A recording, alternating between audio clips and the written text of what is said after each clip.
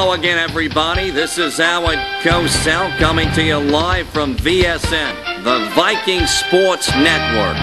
You see him there, number 5, Michael Williams. And there, you see Williams doing what he does best, scrambling for a 27-yard gain down to the Raider 48-yard line. And again, you see him there, rolling to his right, reversing to his left, scampering in close resemblance to the venerable Michael Vick of the Atlanta Falcons. There you see Tony Dace, number 28, rambling for a 3-yard touchdown blast against the Raiders. Here you see Williams under center. Look at the formidable, overwhelming speed as he runs past wishful Raider tacklers as if they themselves are playing the game in slow motion when compared to Michael Williams.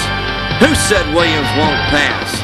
Out of the shotgun, you see him there connecting on a 24-yard pass full of preciseness to this man, number 9, David Smiley. We're in the second year of VSN. If the Vikes play as great as their new uniforms look, we'll be in for a super season.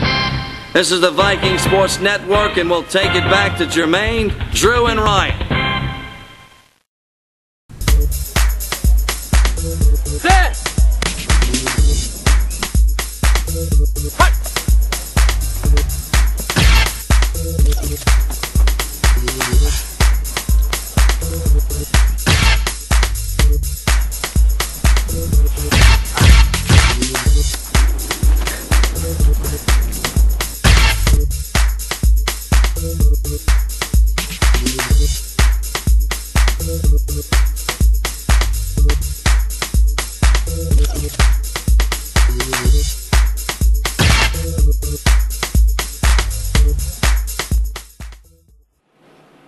Hello again, Vikes, and welcome to the first edition of VSN for the 2003-2004 school year. I'm Ryan Bonhardt, along with Drew McDowell and Jermaine Pope. This year we're going to try to bring all the Viking sports action to you.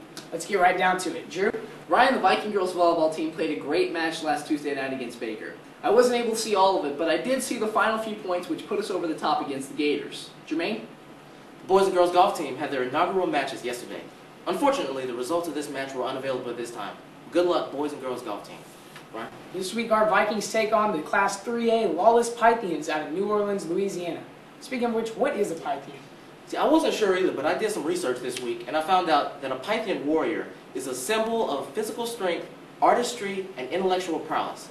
Now, I really don't know what that comes to because I looked up their record last year, and they went 0-8 last year. And their leading rusher, Dominique Cushenberry, only had 131 yards all of last year. That's an average of about 16 yards for the entire game. Now, Drew over here, he could get 16 yards a game pretty easy. However, they do have a wide open passing offense led by sophomore quarterback Chad Miller. Now, he's going to be throwing the ball to senior receivers Remus Griffith and Sean Williams. Now, the Viking defense has had the somewhat difficult task of replacing several starters on defense. So, Drew, do you think tonight that's going to be a problem? Jermaine, I really don't think it's going to be a problem because to take a look at this Pythian football team, we really have to take a look at their history over the last year. Last summer, their field house burnt down. All of their equipment was lost in the fire, and their practice facility now lies in ashes. But to the Pythians' credit, they did rally to have an 0-8 record last year, and I probably could have rushed for more than 16 yards a game. But the Pythians do have a good defense, which is what kind of keeps them in the mix. Now, Christopher Thomas, their leading linebacker, led the team in tackles and interceptions last year as a junior, and he's going to be back this year. Now, the Vikings seem to have a little bit of a problem throwing the ball past the linebacking core out into the defensive backfield where it really needs to be thrown. And Christopher Thomas is going to count on that and trying to stop our strong running game at the line, also and preventing us from throwing. But Michael Vick Williams is going to try to reverse a couple of plays and throw it deep downfield, take the ball out of Thomas's hand, and mainly run the game the way we want it to. Ryan? Looking into the Viking-Pythian matchup this week, what exactly do you think the outcome will be, Jermaine?